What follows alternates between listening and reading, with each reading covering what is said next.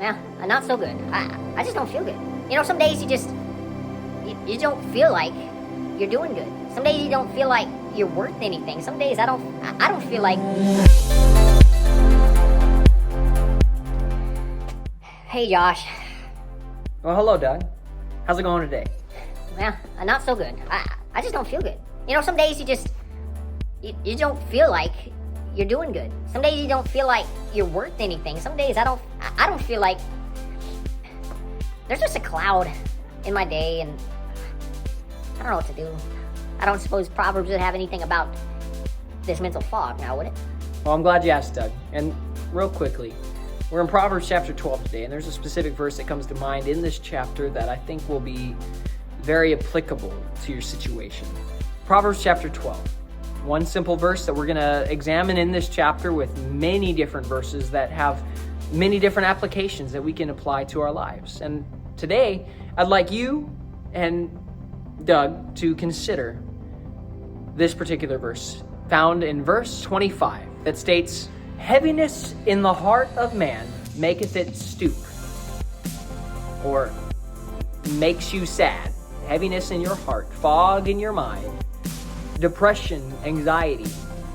The weights of this world will make you stoop or not feel so good. But the verse doesn't end there. Here's the answer. "But a good word maketh it glad." And so let me just show you how this might be applied in today's scenario with Doug.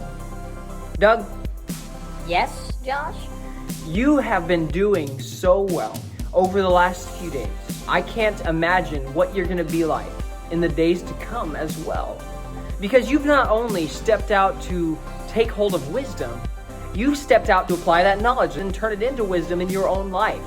To take God's wisdom, to take the Word of God seriously. So much so that it is changing who you are. And that is an amazing thing to see. You're not always going to feel nice. You're not always going to feel like everything is going to go your way. But when you are doing the right things, and you know you're doing the right things, whether it is being honest in your business dealings or affairs, being the man you're called to be with your family, being a good friend, or being a person who is friendly even to your enemy, you are being the man that you're called to be. You're not only going to have reward for that, fruit in this life, but you'll have eternal rewards because of that. And I know that I can't make you feel any better with a click of a switch. But let me just encourage you and not only tell you out of my heart that I love you. I see you. I see your work. God sees you. God knows what your desires are. God knows your heart. God knows who you are deeper than any of us could ever know. But let me also tell you that you are going to make it through today, and there's going to be brighter days. And because that you persevered through the low spots and repurposed every day to do what you're called to do, you will have a life that the Bible describes as an abundant life, a life full of joy, of peace, of wisdom, and fulfillment.